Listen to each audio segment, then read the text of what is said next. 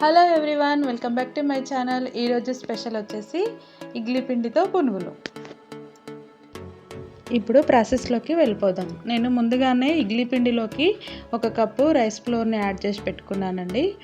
అందులో ఇప్పుడు సన్నగా తురిమి పెట్టుకున్న ఆనియన్స్, పచ్చిమిరపకాయలు, అలాగే కరివేపాకు వేసుకొని అలాగే అందులోకి జీలకర్ర, కొద్దిగా పసుపు వేసి బాగా కలుపుకుందాం. ఇలాగే వీటన్నిటిని కలుపుకున్న తర్వాత ఇందులోకి కొద్దిగా కారం, కొద్దిగా ఉప్పు వేసుకొని మళ్ళీ బాగా కలుపుకుందాం.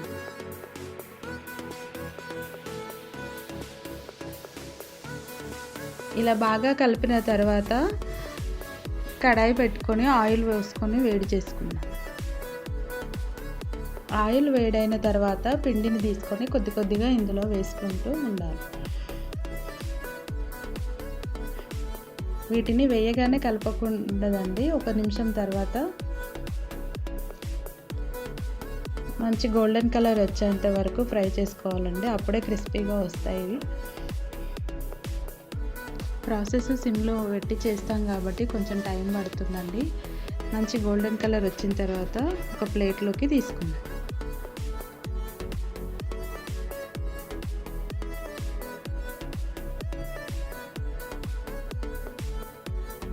ఇలాగే మిగతా పిండినంతా వేసేసుకుందాం.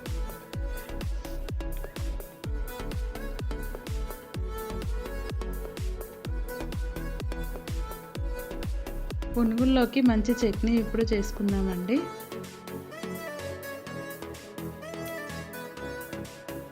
చట్నీ ఏంటంటే పల్లీలు విత్ టమాటా.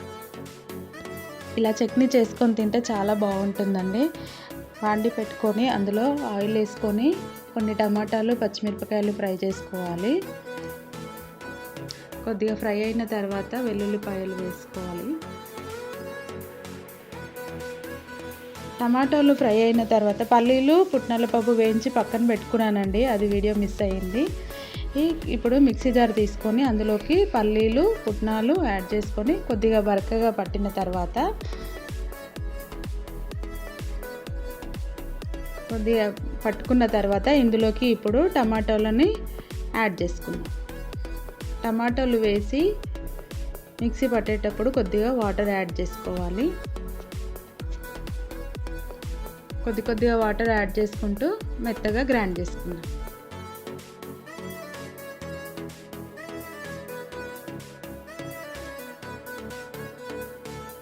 ఇప్పుడు అందులోకి పోసి పెట్టుకుందామండి. కడాయి పెట్టుకొని జీలకర్ర, ఆవాలు, ఎండుమిరపకాయలు, అలాగే కొద్దిగా కరివేపాకు వేసుకున్నాము.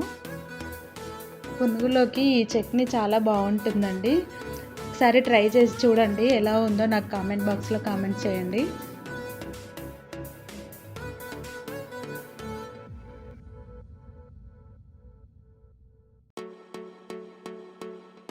అంతే, చట్నీ రెడీ అయింది. Tasty punugulu with chutney ready. Video కనుక మీకు నచ్చినట్టయితే like, share, comment and subscribe. Bye.